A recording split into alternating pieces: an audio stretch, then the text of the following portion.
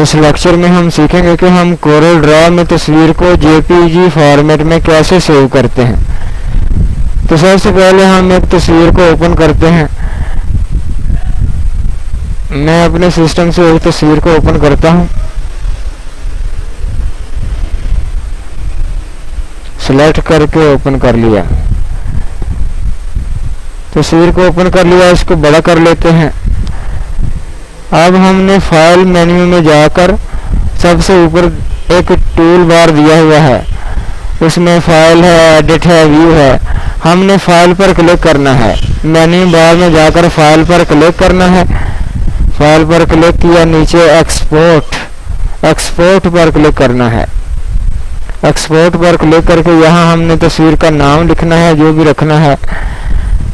नीचे हमने JPEG bitmaps format select करना है। ऊपर हमने जहां सेव करना है उसे लोकेशन देनी है। मैं इसे डेस्कटॉप पर सेव करता हूं, तो इसे एक्सपोर्ट पर क्लिक किया, फिर ओके किया और फिर ओके पर क्लिक किया, तो तस्वीर मेरी डेस्कटॉप पर सेव हो गई।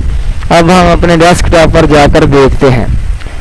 तो ये देखिए, डेस्कटॉप पर तस्वीर पड़ी हुई है। इस तरह हम कोरल ड्रा में तस्वीर को जेपीजी फॉर्मेट में सेव कर सकते हैं। Thanks for watching.